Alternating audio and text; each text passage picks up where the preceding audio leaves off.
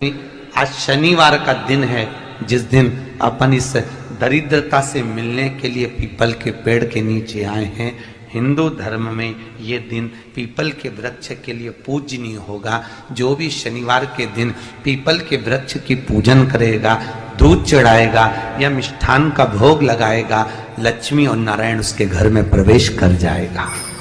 लक्ष्मी और नारायण उसके घर में प्रवेश करेगा। पुराण की कथा कह रही है कि दुनिया के सारे तीर्थ नहीं जा सकते, पृथ्वी की सारी नदियों में स्नान नहीं कर सकते, पवित्र नदियों में आप स्नान नहीं कर सकते, या किसी भी तीर्थ में जाकर एक रात्रि भी विश्राम नहीं कर सकते, या हमने जिंदगी में कोई दान करा ना करा, कोई पुण्य करा ना करा, कोई सत्कर्म करा ना करा, कोई शास्त्र पढ़ा ना पढ़ा, कोई शास्त्र सुना ना सुना, उसके बाद भी शिव महापुराण की कथा कहती है कि एक दिन में अगर मात्र एक बार भी आप शंकर के शिवालय में प्रवेश कर गए या मंदिर में प्रवेश कर गए तो सारे तीर्थ, सारी नदियां, सारे सरोवर, सारी बावड़ी, सारे तालाब, सारे कुंड के स्नान का पुण्य, दान का पुण्य प्राप्त, केवल शिव तत्व को प्राप्त कर लेने। शिव महापुराण की कथा कह रही है कि घर में जो दिया होता है वो दीपक भी कोई साधारण नहीं होता, उस दीपक की भी महत्वता है, उस दीपक का भी वर्णन है। एक बात बहुत अच्छे से सुनिएगा, शायद आपकी जिंदगी को सवार, शायद आपके जीवन को।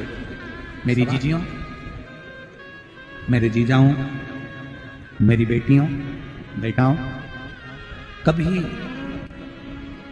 कभी मौका लगे, शंकर भगवान के शिवलिंग के पास में आप बैठे हैं, यहां तक शास्त्र कहता है कि घर में अगर किसी को बहुत तेज बुखार आ गया है, बहुत तेज बुखार, और बच्चा उस बुखार में तप रहा है, बहुत तप रहा है, मारा, तुम जिस दिए में भगवान की आरती उतारते हो, जिस दिए से तुम भगवान की पूजन करते हो,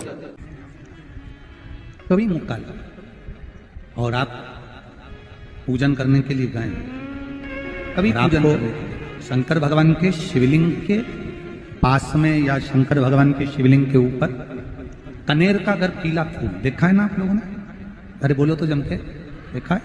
कनेर का यदि पीला फूल शिवलिंग के आसपास में या शंकर भगवान के ऊपर कहीं रखा हुआ भी दिख जाए, विषम परिस्थिति हो, बहुत हिम्मत ना हारते, कभी भगवान अकेले में एकांत में आप पहुंचे उनके पूजन के लिए, कनेर का पुष्प वहां रखा है, चाहे वो जलाधारी पर रखा हो, चाहे वो शिवलिंग के पास में रखा हो, शिवलिंग पर रखा हो, उस कनेर के पुष्प को अगर आप 5 जगह का स्पर्श कराकर अपने हृदय की बात कहकर वापिस महादेव को समर्पित कर देते हो तो भी मेरा महादेव तुम्हारे दुख का निवारण कर देगा। अब वो 5 स्थान, पहला गणेश जी का जो स्थान होता है वह जगह, दूसरा षडानंद कार्तिक, तीसरा अशोक सुंदरी वाला स्थान, चौथा जलाधारी जो ऊपर से बूंद बूंद जल नीचे गिरा रही है, जया, विषहरा, शामली बारी, दौतली, देव, शंकर जी की 5 बेटियों का, और 5वें नंबर का है शंकर भगवान के, जो कैसे वर्णन किया जाए, त्रिशूल के 3 भाग होते हैं। करें दर्शन आप लोगों ने, जैसे सामने त्रिशूल लगा है, इस त्रिशूल के ऊपर देखेंगे तो 3 भाग दिख रहे हैं, नजर आ रहे हैं सबको? त्रिशूल का जो 3 भाग होता है, उस 3 भाग का जहां ज्वाइंट होता है, जहां मिलता है, एक जगह पर देखो तीनों भाग एक जगह पर मिले हुए, 3 भाग का जहां मिलन होता है, 5वां स्थान, ये 5वां स्थान, यहां पर स्पर्श कराकर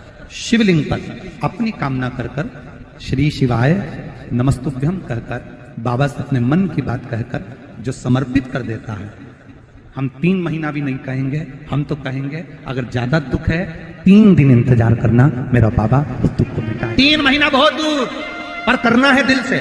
और कई तरह के दीपक होते हैं, दीपक का भी विधान वर्णन किया गया, उस दिए का भी वर्णन किया गया। यहां तक शास्त्र कहता है कि घर में अगर किसी को बहुत तेज बुखार आ गया है, बहुत तेज बुखार, और बच्चा उस बुखार में तप रहा है, बहुत तप रहा है, तुम जिस दिए में भगवान की आरती उतारते हो, जिस दिए से तुम भगवान की पूजन करते हो, उस दिए की बत्ती को नीचे डाल दीजिए और उस दिए को पानी की बाल्टी में धो दीजिए। कौन सी बाल्टी में? जिस बाल्टी के पानी से आप बच्चे को स्नान करा सको, केवल भगवान पर से ले जाकर, पास में से ले जाकर उस बाल्टी में थोड़ी देर डाल दो और उस बाल्टी के पानी से उस बच्चे को स्नान करा दीजिए। 15 से 20 मिनट, आधा घंटा लगेगा बच्चे का। बड़ी बेचैन दिख रही हो तुम, क्या बात है?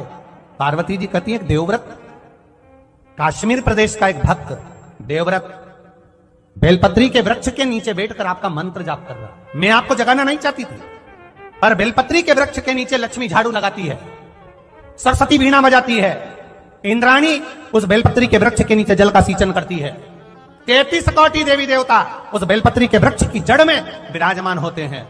इसलिए देवव्रत एक बार पंचाक्षर मंत्र बोलता है तो वो 33 करोड़ बार गिना जाता है। ऐसा बेलपत्री का वृक्ष होता है।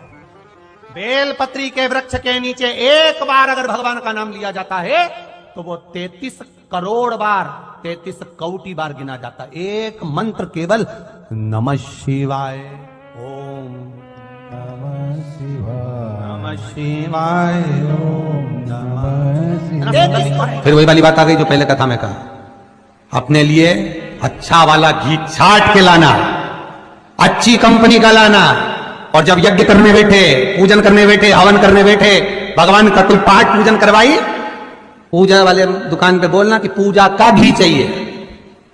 तो वो पूजा का सामान बेचने वाला भी चतुर था, उसने पूजा का ही घी दिया। तो इन्होंने पूछा भैया ये घी कितने का? तो क्या 80 रुपए का? तो 80 रुपए का आधा किलो? तो क्या पूजा का है? भारत की भूमि पर इस मृत्यु लोक में पूरे विश्व में ऐसे कई घर हैं जिनके घर में गुजारा करने के भी आफत है। पहनने के कपड़े नहीं, किसी के यहां पर भोजन नहीं, किसी के यहां जमीन नहीं, किसी के यहां दुकान नहीं, कोई पूरी जिंदगी किराए के मकान में निकाल देता है।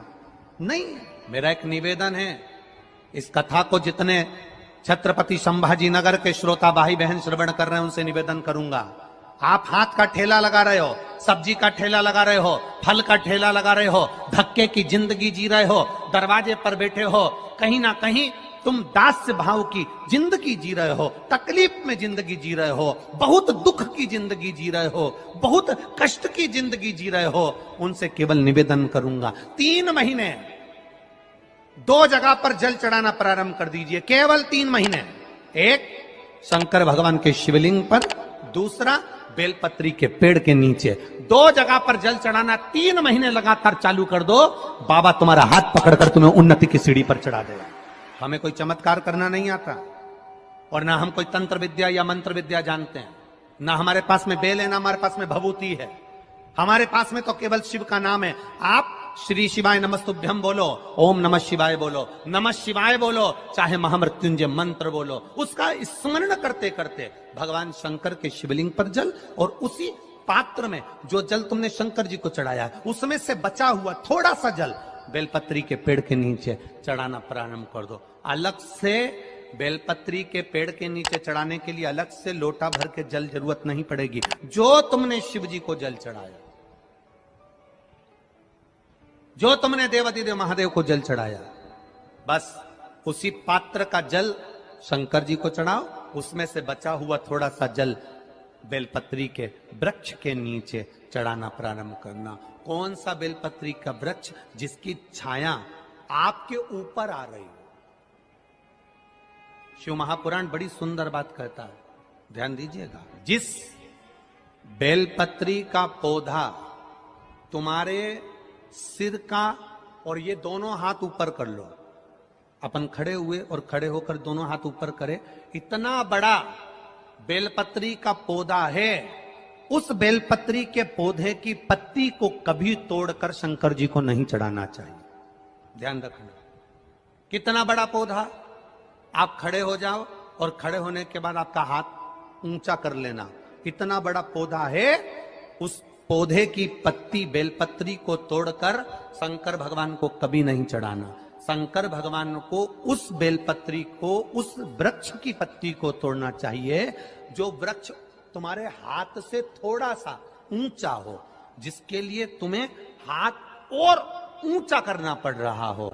जैसे एक बच्चा अपनी मां की गोद में बैठने के लिए दोनों हाथों से उचकता है, आवाज लगाता है, उचकता है, आवाज लगाता है, हाथ ऊपर करता है, तो मां उस बच्चे को गोदी में ले लेती है। उसी तरह उस बेलपत्री के वृक्ष की पत्ती तोड़ना चाहिए जिसने थोड़ी उन्नति कर ली हो, जो थोड़ा ऊंचा हो गया हो। तुम उसको पाने का प्रयास करो तो भगवान भी तुम्हें अपनी गोदी में ले ले। ऐसे वृक्ष की तुम छोटा सा पौधा, बिल्कुल जरा सा पौधा, उसी की पत्ती तोड़कर महादेव को चढ़ाओ। यदि बेलपत्री का पेड़ आपके यहाँ है और मान लो कई लोग बेलपत्री गमले में लगाते हैं या छत के ऊपर लगा देते हैं, बेलपत्री का वृक्ष जो होना चाहिए वो घर के ठीक पीछे या बेलपत्री का वृक्ष अगर पीछे नहीं है तो आप अपने घर से जब बाहर निकलते हैं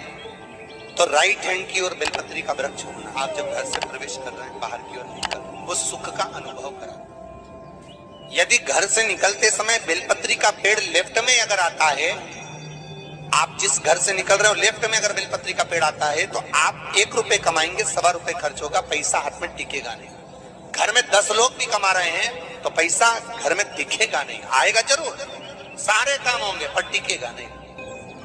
यदि लेफ्ट राइट भाग का बेलपत्री का वृक्ष घर में लगाओ तो घर के पीछे के हिस्से में लगाओ, और ऐसी जगह नहीं लगाना कि जहां पर बेलपत्र में गंदा पानी जाए या कोई गंदी वस्तु। 33 करोड़ देवी देवता बेलपत्री के पेड़ के नीचे सोमवार के दिन, कोई रविवार के दिन, कोई मंगलवार, कोई बुधवार, कोई गुरुवार, कोई शुक्रवार, कोई शनिवार के दिन बेलपत्री के नीचे आकर 33 करोड़ देवी देवता हो तप करते हैं, साधना करते हैं। एक बेल चौकी ऐसी होती है, शंकर पर अगर चढ़ी हुई है तो वापिस उतार कर धोकर फिर शिव को चढ़ा सकते।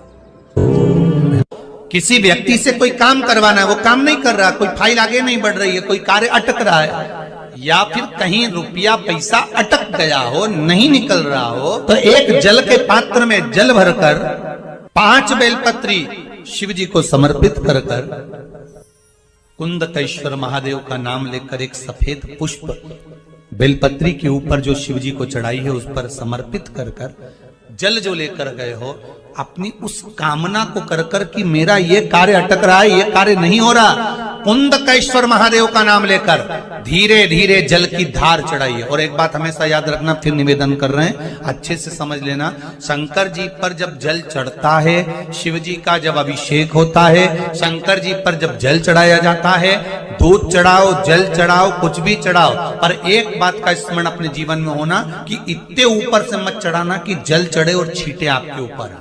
बहुत ध्यान दीजिएगा। हाँ, तो यहां तक वर्णन करा गया है कि शंकर जी का जल चढ़ा हुआ जहां से बहकर जाता है ना, उसको लांगा तक नहीं जाता। यहाँ लांगते हैं क्या? नहीं ना, परिक्रमा भी करेंगे तो वहीं से लौट कर वापिस उधर जाएंगे। शिव जी का जहां से जल बहकर जा रहा हो, चढ़ा हुआ जल जहां से बहकर जा रहा हो, उसको लांगा तक नहीं जाता। और कई लोग बड़े बड़े आनंद में शंकर जी पे इतनी ऊपर से जल चढ़ाएंगे तो वो छींटे पूरे अपने ऊपर आना चाहिए, शरीर पर आना चाहिए। नहीं, उसका दोष है हमारा, उसका दोष। आप भगवान को अगर जल चढ़ाओ, दूध चढ़ाओ, तो मान लो अगर जैसे एक सरल भाषा में समझ लो और अच्छे से, कि जैसे ये शिवलिंग है शंकर जी का, ये शिवलिंग है, और आप जल चढ़ा रहे हो तो इतनी ऊपर से छोड़ोगे तो पानी का छींटा तो अपने ऊपर आएगा, पर वही जल, वही दूध, वही सामग्री आप शिवलिंग से थोड़ी सी दूरी बनाकर अगर आप समर्पित करेंगे तो बाबा उसको स्वीकार भी करता है और आनंद की अनुभूति भी हो।